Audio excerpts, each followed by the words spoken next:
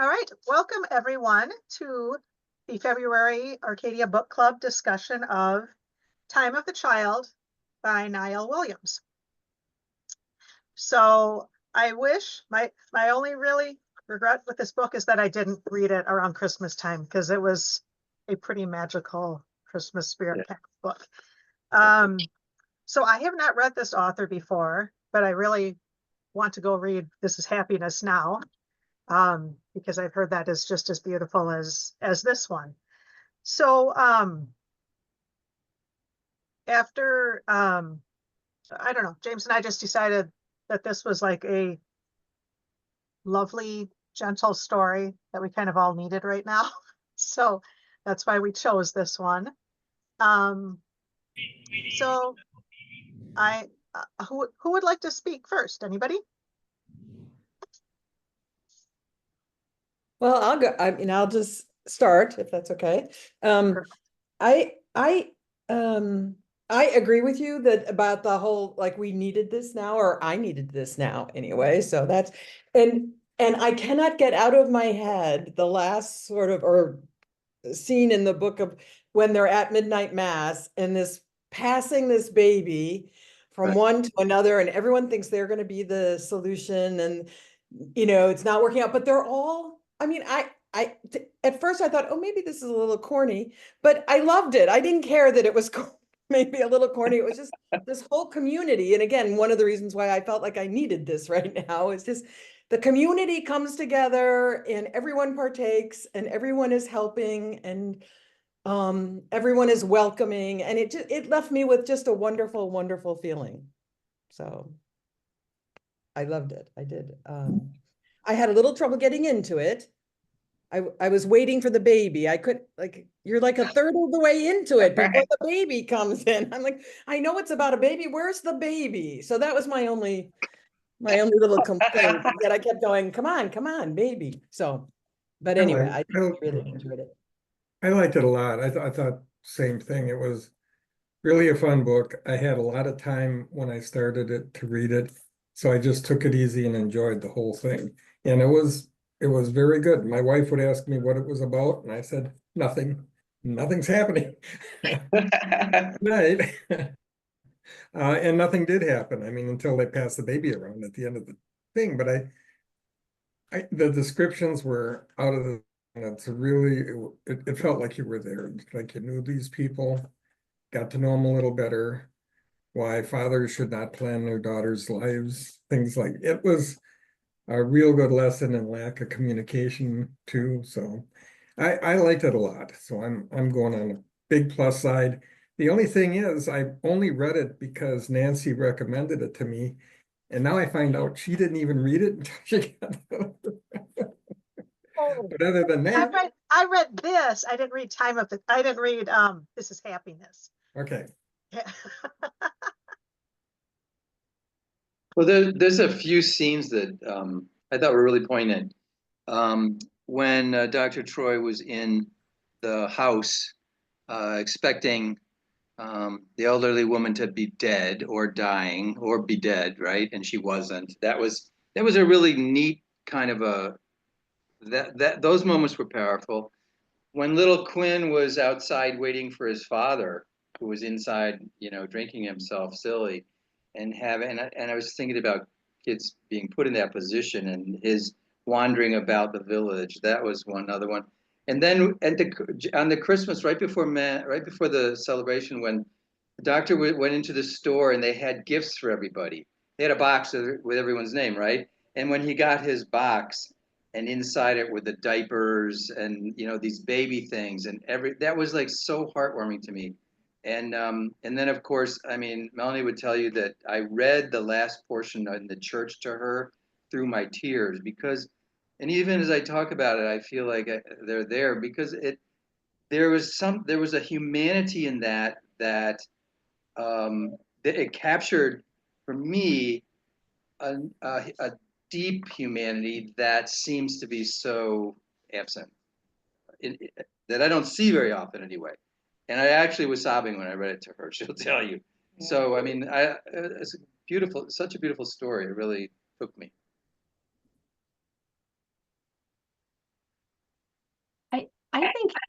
his language is so beautiful. Did I interrupt you, Bonnie? I'm sorry. Did I interrupt you? His language is so beautiful. His descriptions are just so, I mean, he's for me, I read This Is Happiness, and I had read Four Letters of Love, so I knew some of his work, but I feel like his language is so delicious and his descriptions are so wonderful that they really invite you to slow down as a reader. I mean, I read fast, so I tend to whisk through novels. You know, perhaps not gleaning as much as I should. She's But like 3 books a week. no, you don't have to say that. But he just really slows you down to the pace of life in that place. And it's so interesting because yeah, for a long time nothing does happen, and yet everything is happening all at the same Right. time. You know, it's just so interesting. I especially loved the chapter devoted to Ronnie when Tom and I had to share the book, as usual. And and when he got to that section, he said, "Oh, there's many, many corners of pages turned down here." And it was my favorite part of the book because as much as I love Noah Williams' work, he does write about guys a lot, you know, and I loved how female centered that particular section was on Ronnie and her relationship with the baby and his amazing insights into her psychology. It was lovely. I read it right at Christmas, so it was a perfect time.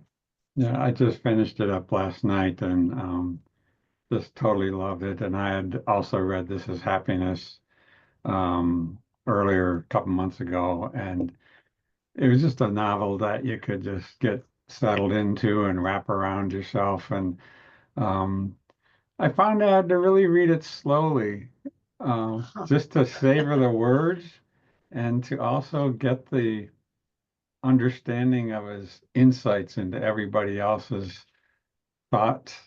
And it amazes me in both of the books how he could stretch out a moment in time that takes hardly a minute and it'll go on for like a whole chapter and he looks at it from 2, 3 people's different viewpoints and that in itself was the internal thought processes was just amazing and pretty right on is the way I thought. But yeah, it was a very delightful story. Can you two tell us about This Is Happiness without any spoilers? It's the same town. Does it have any of the same characters? Yep. Mhm. Yep. How did it compare to this book? They're different, but the style of writing is very much the same. Um, there's a guy in The Time of the Child named Noel Crow, who's in New York City. He's the grandson of Right. Tanga, whatever. He's much more prevalent in that first story.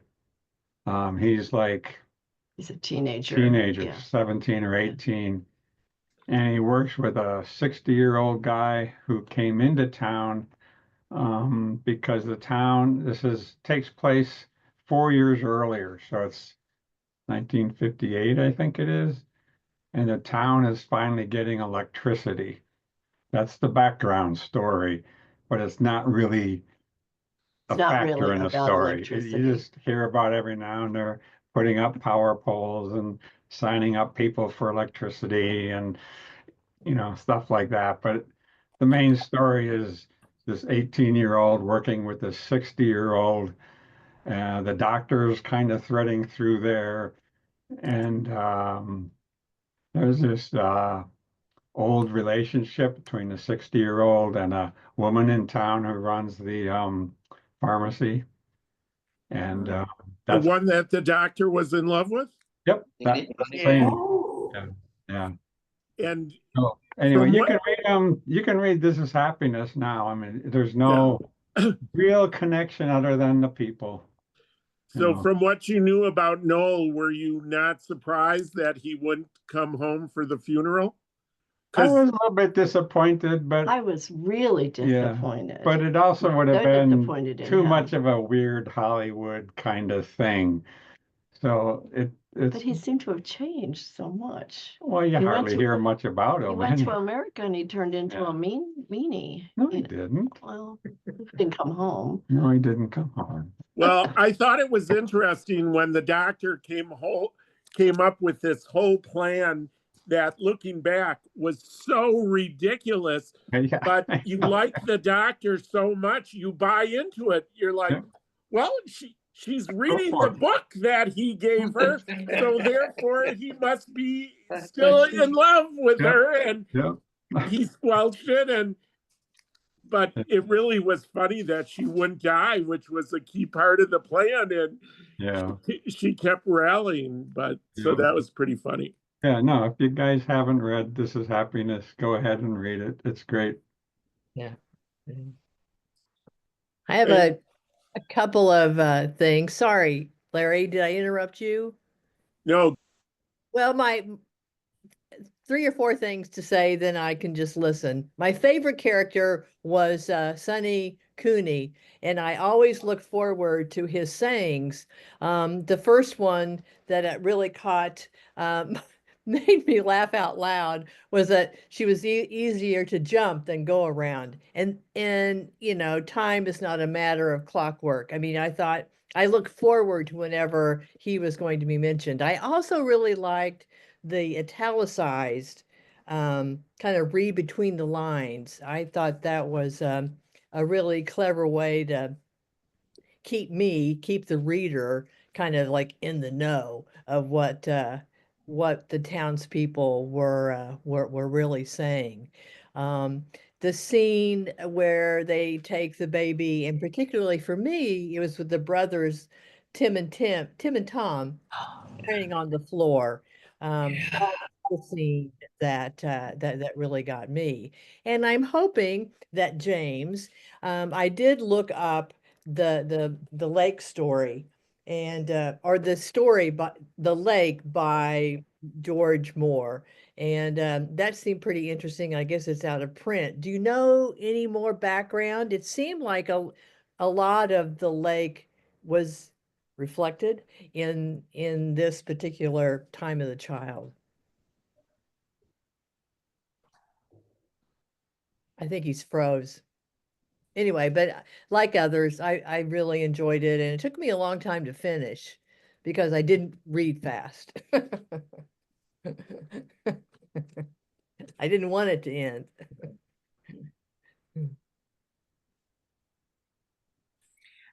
I'll add, I'm a slow reader and I read this really slowly because I wanted to savor so much of it, you know?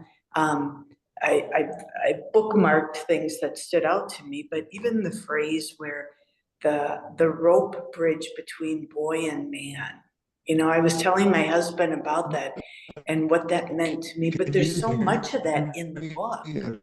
That rope, you know, just, it was wonderful writing. I loved it.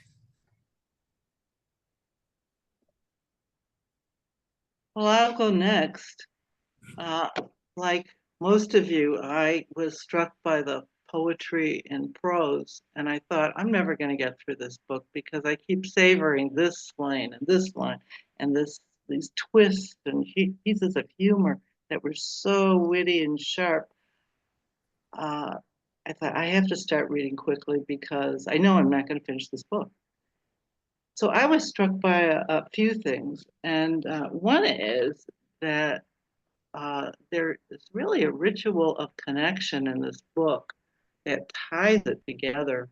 And I was struck by, in the beginning, the men get together after Mass, but they don't really talk or connect, but they're together, and they do this every Sunday.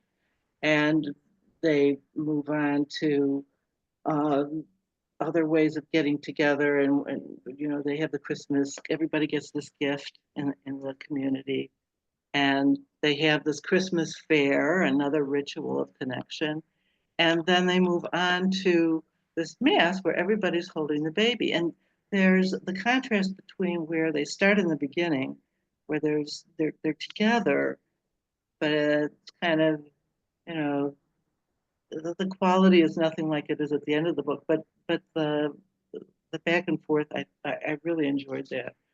And the other thing that I liked, I was struck by Jack's description of Annie Mooney and what he liked about her. And he said that she had achieved the most seductive quality in human beings, absolute self-possession. The fact that he valued that she had self-acceptance and she could just be herself was seductive to him, which I found charming and wonderful, especially after our other book where, what was it, the House in Paris. And then you get to Ronnie, and she has the same quality, and she stands up to her father. And there's this dichotomy, dialectic of, okay, there's the church and the state, and you're not supposed to have a baby unless you're married. And on the other hand, she is her own person and says, I don't want to get married and I want this child. And the love for this child drives her. She could, she had her gutsiness to stand up to her father, and she wasn't the good girl, the obedient daughter. So I like that piece very much, those two things. Yeah, and the language was incredible. So I'll stop there. So I want to follow up on Adele's comment about Sonny Cooney, because I found my favorite thing of his on page 185. Let's see. Babies come early in that family was a saying that needed no translation. For men were men and women, women. And in Sonny Cooney's summation, the dish always runs away with the spoon. It would be another 10 years before Sonny would have to concede a dish. Sometimes ran away with a dish, a spoon with a spoon, not to speak of forks. I thought the humor like That's that. great. I also really liked, he quoted his father quite a bit, who seemed to be his go-to person. This is at the beginning in page 47, not for the first or last time, recalling his father's, I can't think of how to pronounce the word, ADAGE, that the central challenge of life was to accept that the world is a place of pain and yet live, Jack. So those two threads I thought were really effective because they were both funny, but they also both had good advice.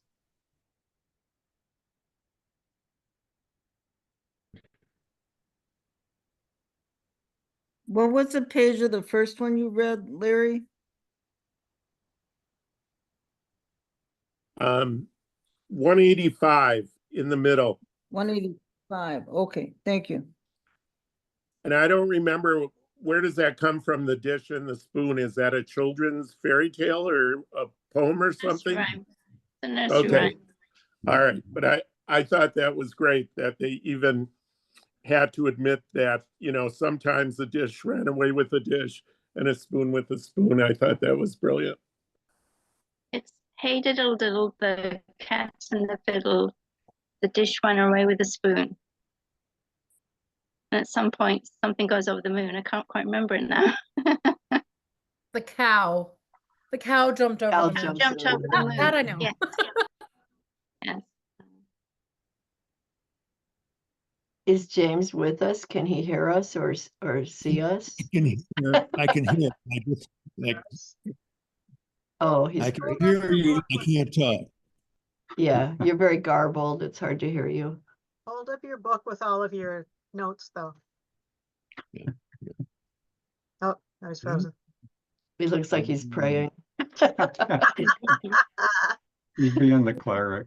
Yes, he's got his rosary out. Well, I thought it was interesting how he was pretty sneaky with, they had to follow the patriarchy of the Catholic Church and the state having a say in if Ronnie could have this child, and everybody just gave such umbrage to the doctor because he was the doctor. But then there are like sneaky ways that he's slipping in. Oh gosh, I should have marked it, but there was a part about how the women knit the community together with their invisible needles, that kind of, and getting to the, with the TV coming in, they're kind of joining the modern world. Because I don't know if you remember, like when they're at the Christmas Eve service, they're talking about cars and tractors. Some people have driven there on their tractors, and some are still driving horse and cart, in the mid 50s. So like, I think like the TV coming in is kind of bringing them into the modern world. And, Ronnie standing up and being like, nope, I'm not going by these old rules of I will obey my father until I have a husband to obey. So I liked how he did the dichotomy of, yes, this is the way it's always been, but we're going to change now, and we're going to become a little bit more modern, slowly but surely. I thought Ronnie was my favorite character in the book. And on the top of 117, there's a sentence that I think you guys should stencil and put up in the bookstore. The beginning of it is a paragraph that said, what Ronnie herself wanted was to live in that place she considered beautiful, where she could be of use, and in the paradoxical paradise of a falling down house, be free to live inside her mind. Now, this next sentence is what I'm suggesting should go up in Arcadia. That this was a richness she had come to understand first through reading novels meant that they had a special place in her life, a good one, better than the company of 10 people. Not that you could say that aloud or explain it to a sister whose thoughts never came in paragraphs. And it really, really reminded me of when I was young and single, and my go-to date was to go to a foreign film at the Downer and then go to the Harry Schwartz bookstore and think about, would I rather be home reading a book or would I rather be with this person? And the book was the winner a majority of times. So that's what that reminded me of. Larry, I had the same quote marked. I love that. I love that paragraph. I was sort of surprised that the father and the daughter, though, didn't communicate better. Like, they had zero communication back and forth, and they could have saved themselves a lot of trouble. And he even implied that Ronnie didn't find out things about her dad until he passed away, I guess, and she would be looking through his things. That sort of surprised me. Maybe it's because the way he was, because his job, you can't talk about other patients, and I guess that would get into your way of looking at life if you've done it for 50 years. But it would have been nice to have a little more interchange between those two. Al, I think that's a good point, but those first 2 days with the baby, they had all this great nonverbal communication where they were totally in sync about what to do with the baby and how to make sure nobody heard the baby. And that was like, you kind of felt from the beginning of that there's no way that Ronnie can ever give up this baby, that it was like an instant connection. And you're counting on the doctor to figure this all out. And then I was really shocked when everything went wrong. Before the happy ending, everything goes wrong. She doesn't die. Noel's not going to come. He doesn't tell her. And then she leaves. I never thought she would come back. And then he almost dies in the car crash. And I'm like, what happened to this lovely story? You're going to tell me everything's going to go bad? And then, of course, it all comes together. But I was really shocked at that point in the book where it seemed like everything that could go wrong went wrong. Well, I think, yeah. for me, I think that the silence was a characteristic of the town, and that the town really understood each other. You know, the best example for me in the book was that the doctor really knew the elder priest in town. And just by looking and sharing and understanding what the priest would want when he did have the dementia, he did have the problem giving his sermon at the very beginning of the book. Um, you know, the woman behind the counter knew exactly what he needed without saying anything.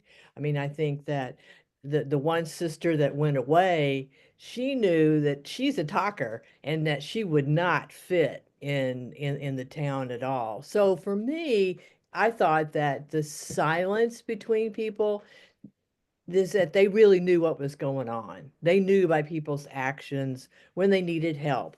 Oh, I heard the boy coughing clear across the county. Well, you know, she didn't have to say anything other than, you know, try to get the boy help, for one example. So I don't know. I kind of liked it that it wasn't a typical relationship and that they could tell each other's moods by the footsteps on the steps.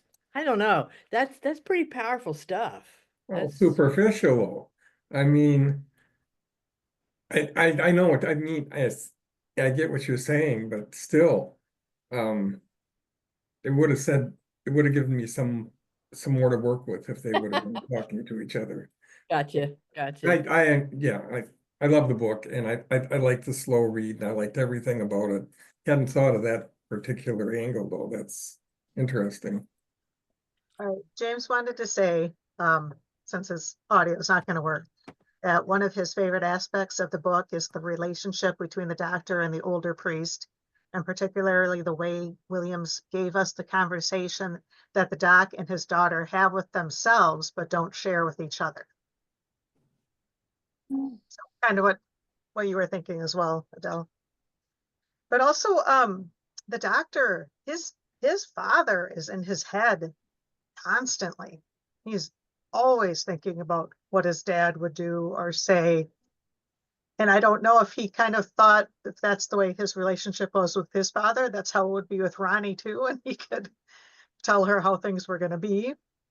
I don't think he did that because he felt like he was the author, you know, had the authority over her to tell her. I think he sincerely was trying to protect her and help her keep this baby. And then also, I don't know if this was on purpose, but do you remember the two TV shows that were available to watch? And one of them was Father Knows Best.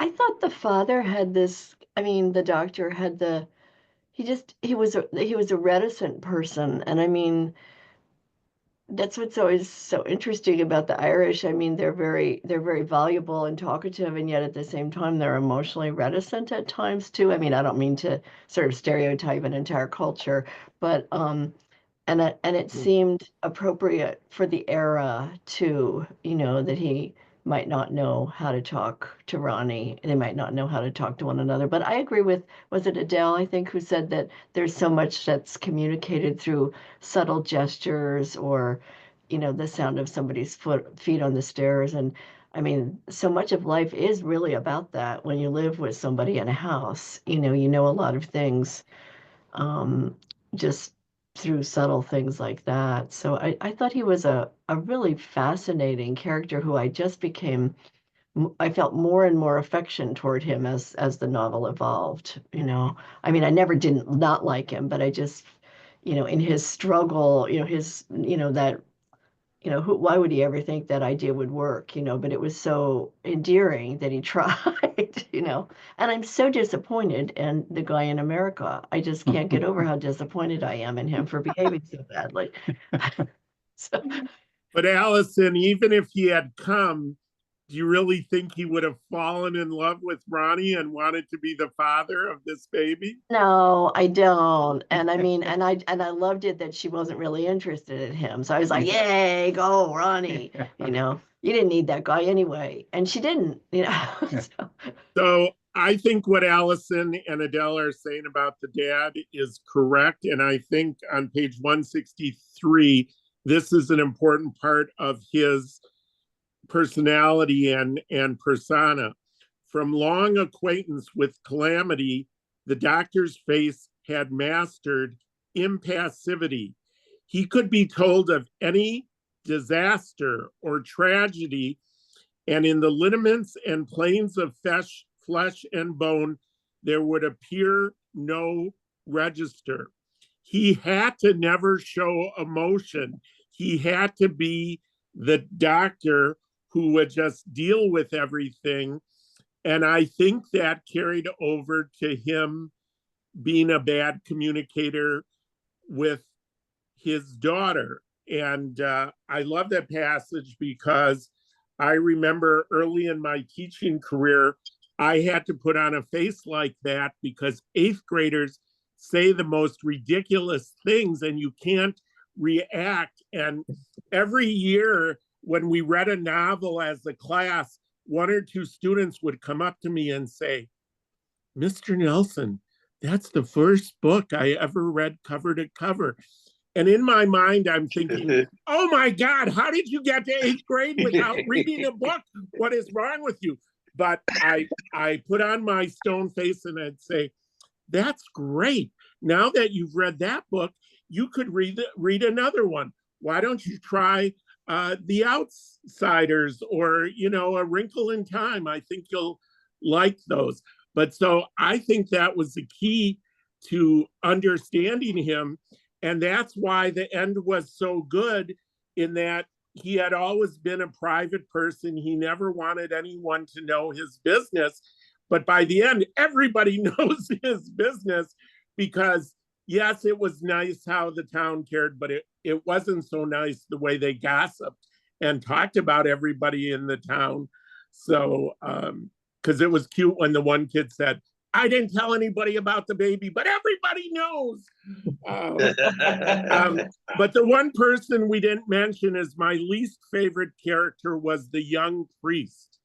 I thought he was a terrible priest, a terrible person.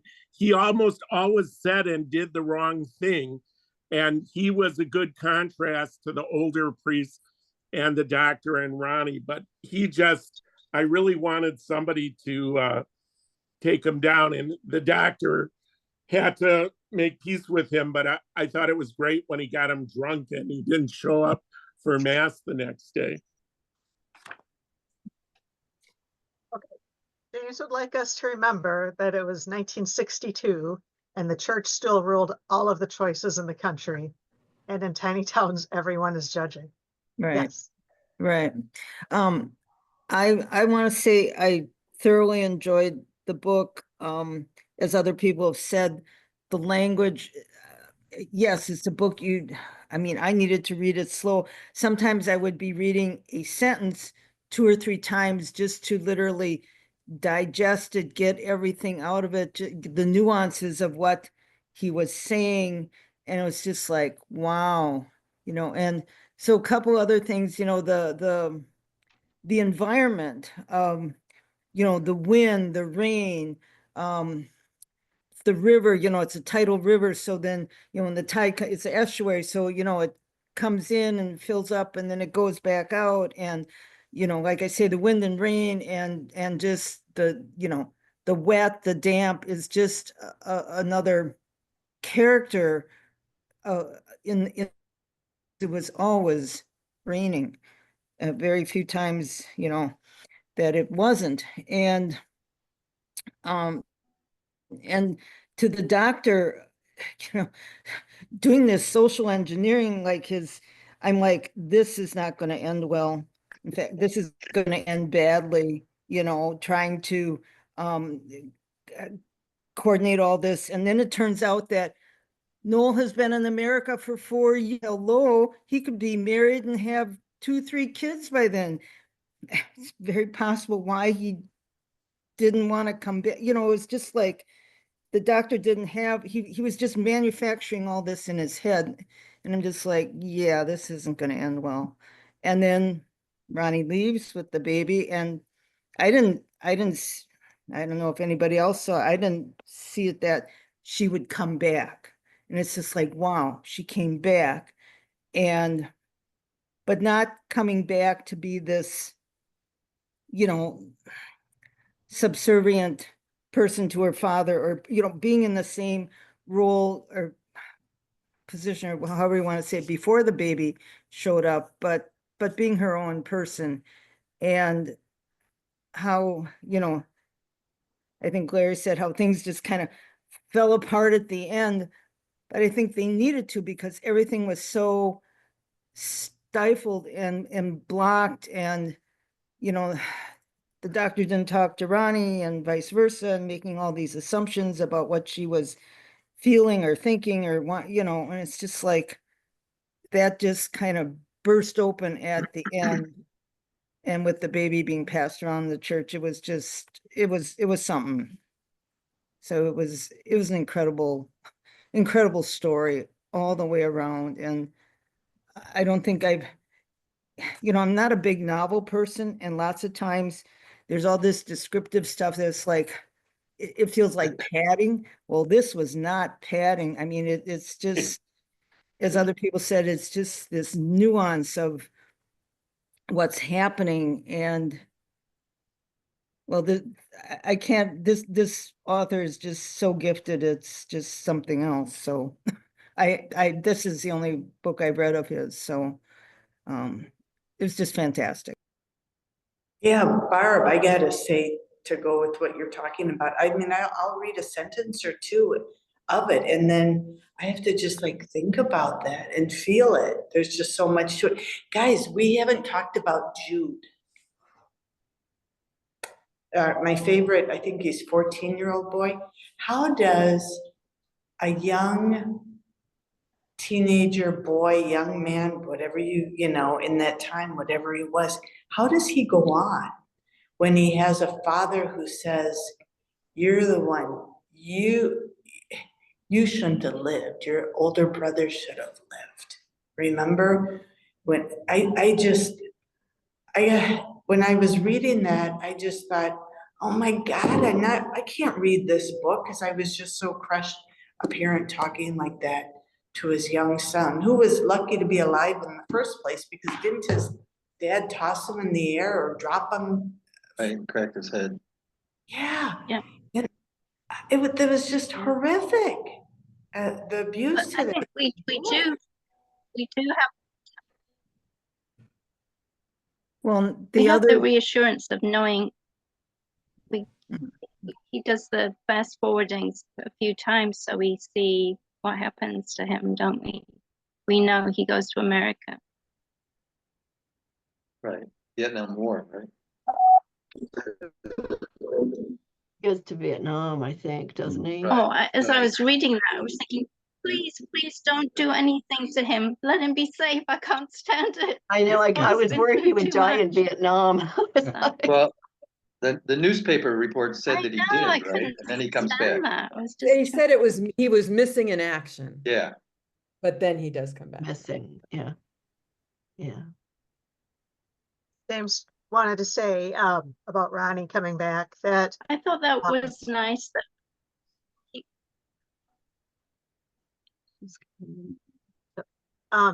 James said Ronnie understands that her life is woven into the town and her father, and wanted the baby to be part of a known life. Because she does, remember, when she's pinning her sister's dress or hemming her sister's dress, and her sister's like, why do you live in this little boring place? And she's like, I love it here. That was her home, and she loved it. So, but Larry, with gossip and stuff in a small town, except when I went to college, I've always lived in a small town. When Mark and I moved out here, the weekend we moved out here, and this was in the mid-90s, we didn't have cell phones and things yet. One of his cousins who lived 3 hours away just showed up outside of our house. And I was like, how did you find us? And he said, well, I stopped at the gas station or wherever, and I said, where does the new vet live? And they told me. So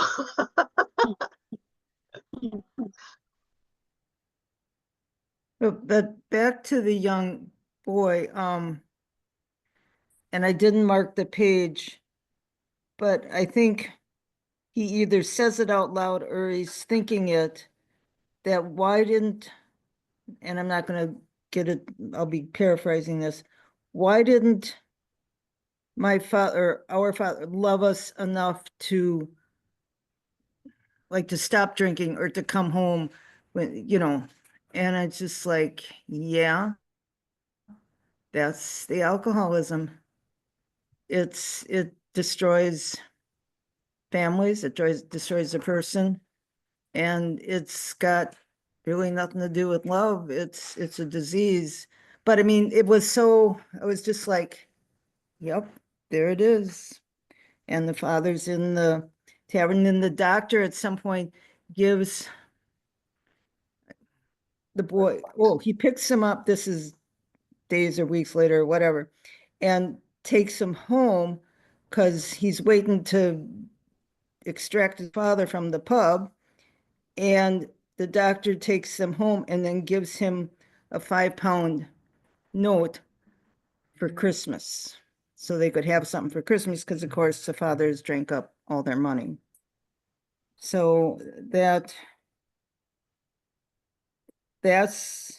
just heart. I mean, I guess I know too many alcoholics. It's heartbreak of alcoholism. Well, but I think that the father character and he was the contrast to the doctor was a good father in his own way, despite being a bad communicator. I mean, he went to such great lengths to help his daughter get it. But I think it showed that even in this somewhat idyllic town, the same problems of addiction and mental health and everything else were there. I found my favorite passage in the book, which I thought was one of the subtlest and greatest attacks on the male gender. And that was in the discussion of what the doctor did in terms of household chores. And it starts with, to date, the doctor's score on domestic duties was low. This is on 171. At that time, it was understood to be the inevitable result of brains in boys and mothers who, in wonderment at an intelligence that had traveled through their wombs, kept forgetting to tell them to pick their clothes up off the floor. Added to this, and this is the best line, the natural male blindness to bins that needed emptying, to the order of the linen closet and the cutlery drawer, the sheets with the sheets and the pillowcases with the pillowcases, knives with knives and forks with forks, to the dust of the floor and the film on the windows, along with a fathomless tolerance for living in rooms that, left to their own devices, would soon recall the cave of the caveman. And it's hysterical, but it's also a nice contrast with the dish and the spoon and knife that come later. But he realizes he's doing almost nothing in the household. And his excuse is, he's the doctor and he's in demand, and he keeps meaning to do it. And then later in the paragraph, he talks about how he does it like for an hour or so. It was either throw out everything or throw them back in the closet. But, this cleaning only lasts for an hour and then he goes back to the status quo. But that kind of sets up the miscommunication. And I love when the town realizes that Ronnie hasn't been seen for days and they start thinking she's deathly ill. And then she has to cycle through town and stick her head out the door to proof of life that she hasn't been killed or kidnapped or isn't in a ditch somewhere. But that, I think the humor is really what took this book to another level. No, I was wondering about, a quick thing about Ronnie. I'm not so sure she would have turned around and come back had she not had that idea about Charlie. Like, oh yeah, Charlie, she's married, she can be the adopted mother, and I'll have the baby. But if she hadn't thought of that, I think she'd be in England, you know, because she was gonna keep the child, and then it was like a brainstorm while she was walking, right? Right. James also mentioned that there's so much generosity in the book. Within all the harshness, so many quiet acts of tender care. Everyone knew the dad was a drunk, so they all were watching out for Jude. But it's, you know, it's a very Irish book. There's lots of tragic things, but then there's all the humor that goes with it as well.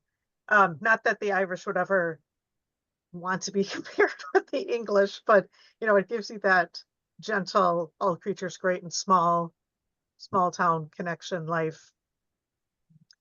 Okay.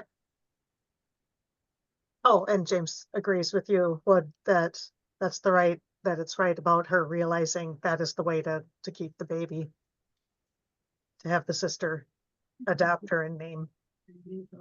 She's gonna take care of the baby. Oh, yeah. Yeah. I said that. Yeah.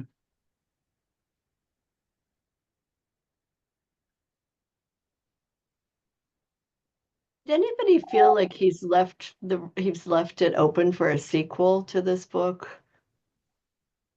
Yeah, because where's the baby's biological parents? You know, I was afraid they were going to show up and take the baby back. Are we just supposed to assume that it's the what was his name? The peddler, Peddler, yeah. you know, with his fox pelt or whatever he had in his van. Wasn't the baby left on a pretty precarious place? And if Jude hadn't found the child, it would have been dead. So it doesn't make me think that the parents really would have come back, because they probably sort of assumed, maybe they lived, maybe didn't live. If they were going to make sure the baby did live, and putting it in a nice cozy box and putting it on the steps of the doctor's house and driving off or pedaling off or whatever would have been a better way to wonder if they, had more caring. Yeah, I think there's another book in this. I mean, toward the end, I mean, it is a miracle. He does say it's going to be a miracle if they get to keep the baby, but yeah, he's gonna go with that miracle happening.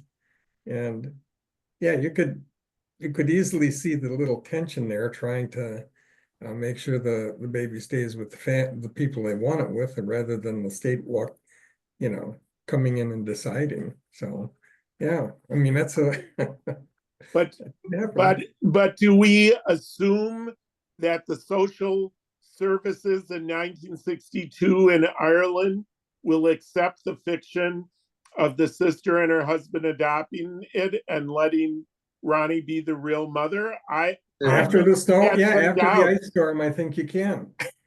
Okay. Yeah, remember the doctor said it was going to take the priest's help to make it work. Yeah. So, you know, they just didn't question the priest or the doctor. They knew everything. They were, you know, infallible. Maybe not quite that, but you know, that nobody questioned them. You know, they anytime the doctor would walk into a store, they'd be like, "Oh, the doctor." I say it like that because I'm, you know, married to a doctor.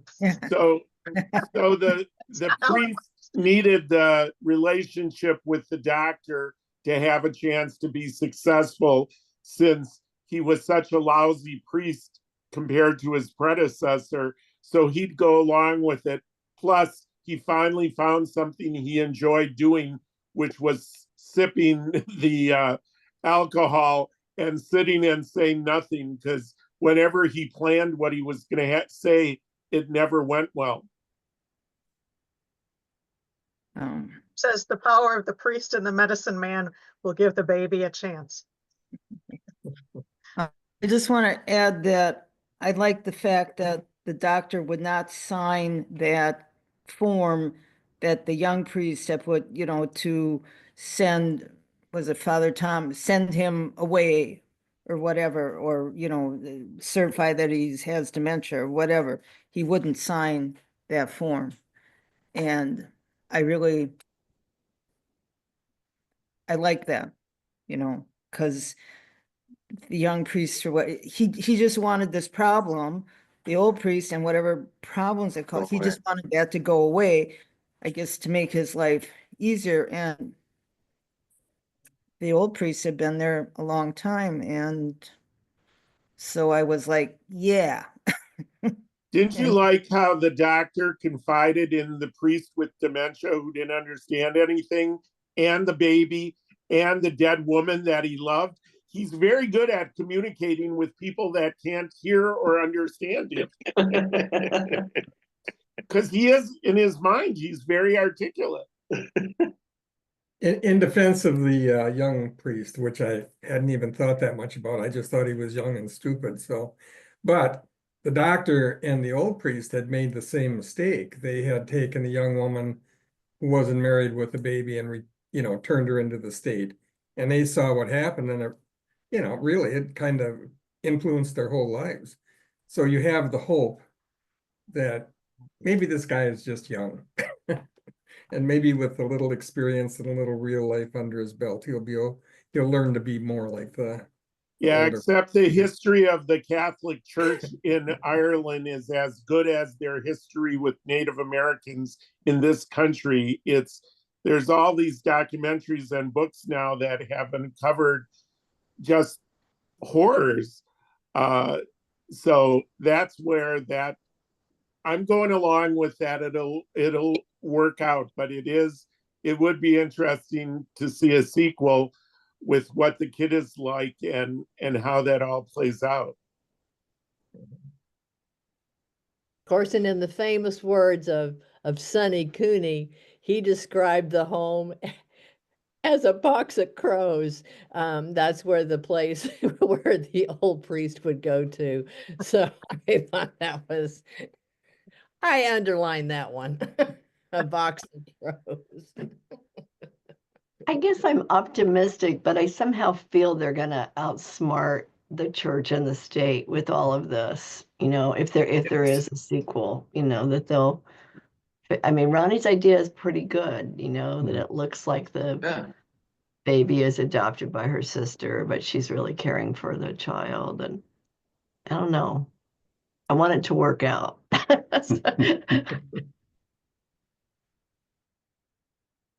All right. I find myself wishing I could meet this author because he's got a lot to who he is as a person to put all of this into his characters. It says a lot about him and not just his brilliance with language, but he has so much heart and depth to him. He'd be an interesting person to talk with. He Yeah. teaches these amazing fiction workshops every now and then in Ireland. And he's supposed to be a very wonderful and compassionate teacher from what I've heard and read. I think he's really a really interesting writer because he has not followed a traditional path. He kind of made a decision to go his own way and write what he wanted to write, and he and his wife, I think, wrote 4 books, maybe 4 or 5 about Ireland and living in Ireland before he started writing his novels. So he's been very true to his own path, He's kind of a Ronnie of a of a writer. And I mean, I think it's really interesting that Ronnie's a writer too. That's why I want to know more about her, Yeah. All Yes. right, James. Well, I guess we have redeemed ourselves from last month. I'm so glad you all came back. I'm so sad I missed last month. I heard nobody liked the book, which I actually love, so I'm really sorry I missed it. I'll have to go back and listen to the YouTube. Yeah, Allison and Larry and Kate all liked it, and they were the 3 that couldn't come last month. So, okay. So, instead of a novel, we're going to switch gears for next month, and we're going to do a book of essays. And it's the book that James wrote about in the newsletter this week. It is Black and Blues by Imani Perry. So this is a book that explores the relationship of the color blue with Black people, African people, African American people.